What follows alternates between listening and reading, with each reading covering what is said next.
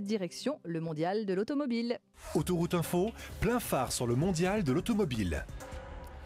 Et nous nous retrouvons porte de Versailles à Paris pour la suite de notre émission Plein Phare. Nous sommes toujours sur le stand de l'ASFA, l'association professionnelle des autoroutes et ouvrages routiers qui nous accueille ici dans le pavillon 2.2. Depuis ce matin, Plein Phare sur l'automobile, un secteur en crise. Nous allons maintenant nous pencher sur une entreprise qui justement ne la connaît pas trop la crise, le constructeur automobile Audi. Jean-François Giraud, vous accueillez François Baquet, directeur de la communication presse d'Audi France. Bonjour François Baquet.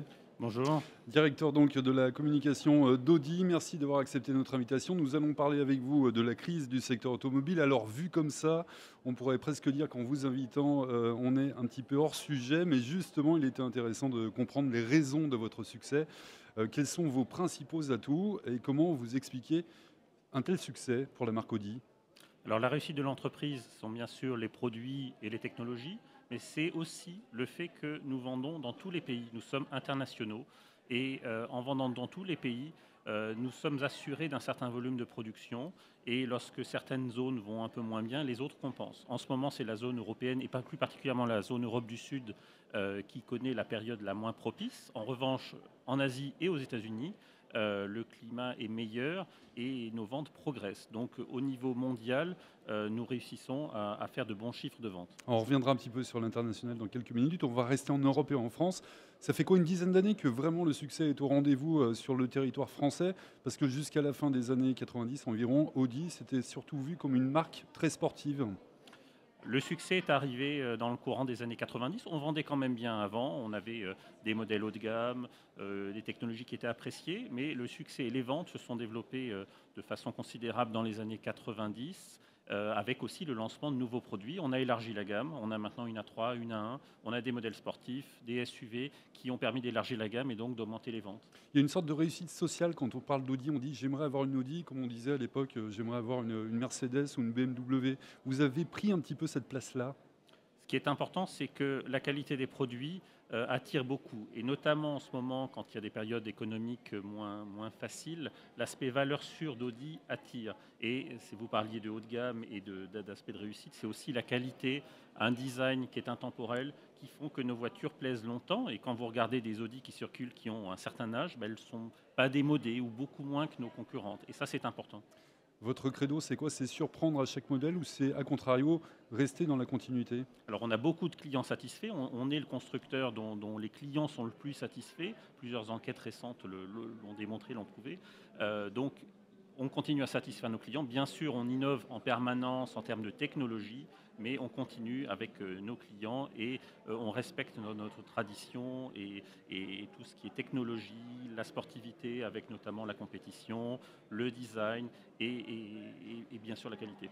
Alors l'année 2012, elle n'est pas franchement terrible pour la plupart des constructeurs, hormis peut-être les marques allemandes. Vous, en France, Audi, en 2012, ça se passe de quelle façon ? Alors, nos ventes se comportent correctement.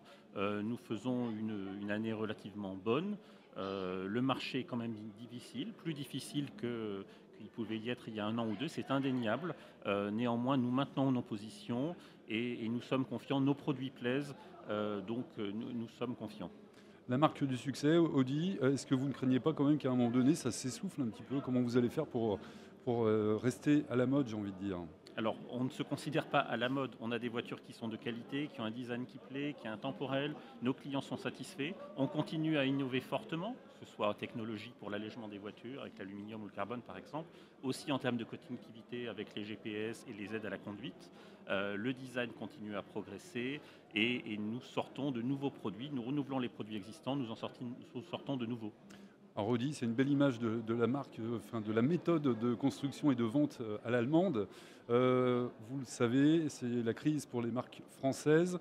Est-ce que vous comprenez d'abord pourquoi les constructeurs français n'y arrivent pas actuellement ? Et est-ce que vous auriez quelques conseils à leur donner ? Alors, je n'ai surtout pas de conseils à donner. En revanche, ce qu'on constate, c'est que la présence dans beaucoup de marchés, l'internationalisation, ce qu'on appelle en anglais le global player, permet d'élargir les zones géographiques, d'être présent sur tous les marchés. Quand un marché va moins bien, les autres compensent. Et ça, c'est une des forces des constructeurs allemands actuellement. Ils sont performants aux États-Unis, ils sont performants en Amérique du Sud, en Asie, et ça compense des pays comme l'Espagne ou l'Italie dont les ventes baissent. On parle souvent du coût du travail en France qui serait trop élevé, moins flexible qu'en Allemagne. Est-ce que c'est vrai d'après vous? Je n'ai pas de notion de coût du travail. En tout cas, c'est qu'il semblerait que c'est relativement comparable, que ce soit en Allemagne ou en France. Il n'y a pas d'écart majeur. C'est vrai qu'il y a une flexibilité. Il y a eu des années où les constructeurs allemands allaient moins bien. Ils ont instauré des zones de travail où les collaborateurs travaillaient moins et travaillaient davantage ensuite, un peu de flexibilité. La force aussi quand même, c'est encore une fois l'international. C'est vraiment important et on disait il y a quelques années, c'est bien que les constructeurs français ne soient pas présents aux États-Unis parce que c'est très défavorable en termes de cours de change et ça l'était. Et nous, on s'est maintenu, on a voulu se maintenir aux États-Unis, quitte à ne pas gagner d'argent et à ne pas gagner de part de marché, mais au moins on s'est maintenu, on a réussi à faire vivre notre réseau de façon pérenne. Et maintenant que le marché en Europe est un petit peu moins favorable, on est content d'augmenter nos parts de marché aux États-Unis. On va rester justement sur l'international. Vous l'avez dit en début d'entretien, vous êtes présent sur tous les continents. Est-ce qu'il y a quand même des marchés qui vous intéressent plus que d'autres? Je pense notamment à la Chine, l'Inde et la Russie. Alors tous les marchés nous intéressent. La Chine est devenue un marché très important. C'est le quart de nos ventes, mais chez la plupart des constructeurs allemands, c'est entre 15 et 25% des ventes. Donc c'est un pays important qui devient mature, qui est difficile. Il ne faut pas croire que tout soit simple là-bas. Les clients sont exigeants aussi. Ils ne sont pas moins exigeants que les clients européens. Mais c'est un marché qui est incontournable maintenant, étant donné le volume que ça fait, un quart de nos ventes. Donc c'est très important. Quels sont les principaux concurrents de votre marque? Alors nos deux principaux concurrents, vous les connaissez, il y en a un à Stuttgart et l'autre qui est à Munich, c'est à chaque fois dans le sud de l'Allemagne. Hein. C'est le sud de l'Allemagne qui regroupe les constructeurs haut de gamme allemands et nous autres de nombreux rapports, nous sommes tous performants, même si nous sommes concurrents, c'est une concurrence cordiale et constructive. Allez, on n'est pas sur votre stand, mais on va essayer d'imaginer un petit peu. Vous présentez plusieurs modèles cette année au Mondial de Paris, notamment des versions 3 portes et 5 portes de la nouvelle Audi A3, c'est ça? Oui, on vient de lancer l'Audi A3, c'est la 3e génération. Elle vient d'être lancée en version 3 portes dans le réseau au mois de septembre. On présente la version Sportback que l'on peut commander dès maintenant et qui sera dans le réseau dans environ 3 mois. On présente également la version sportive S3. Toutes les nouvelles A3 bénéficient des dernières technologies d'allègement. On gagne par exemple 90 kg sur la nouvelle A3 Sportback par rapport à l'ancien modèle, alors qu'on a beaucoup progressé en technologie, en sécurité, en équipement. Et malgré tout, grâce à l'utilisation de matériaux légers, dont l'aluminium, il y a de l'aluminium dans le capot et dans les ailes par exemple, grâce à ça, on gagne 90 kg, donc ça veut dire de meilleures performances et surtout une moindre consommation. Très rapidement, on va rêver un petit peu avec la R8 V10 550 chevaux. Oui, ça c'est une nouvelle évolution de la R8. La R8 qui a été notre premier vrai modèle GT et qui plaît beaucoup. Là maintenant on a la version 550 chevaux avec un moteur V10, puis aussi une nouvelle boîte à double embrayage S-tronic et de très belles performances. Merci beaucoup François Baquet d'avoir répondu à nos questions, directeur de la communication de chez Audi France. Vous écoutez Autoroute Info, il est 15h11 et on retourne tout de suite dans nos studios à Dijon pour une information prioritaire. Il y a sur l'autoroute A31 en Côte d'Or en direction de Beaune et de Lyon une intervention qui va avoir lieu d'un patrouilleur pour ramasser des obstacles sur la chaussée au milieu des voies. C'est au kilomètre 56 de l'autoroute A31 que l'intervention va avoir lieu en direction de Beaune et de Lyon, donc en Côte d'Or à l'approche de Dijon après la sortie 5. Un patrouilleur doit traverser la chaussée pour ramasser des obstacles sur la voie de gauche. Une information à suivre sur Autoroute Info.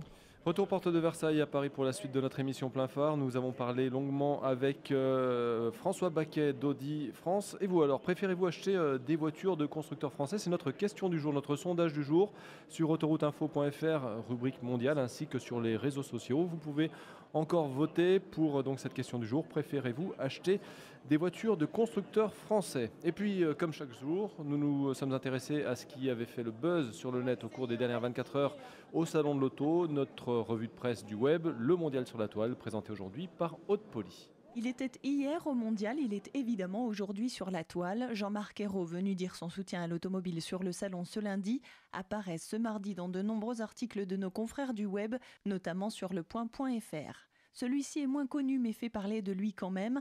Un journaliste du site Automobile Propre raconte ses tribulations pour recharger porte de Versailles sa Renault Twizy de location après avoir parcouru les 11 km qui le séparaient du parc des Expos. Son récit, trépidant, est repris également dans économiematin.fr.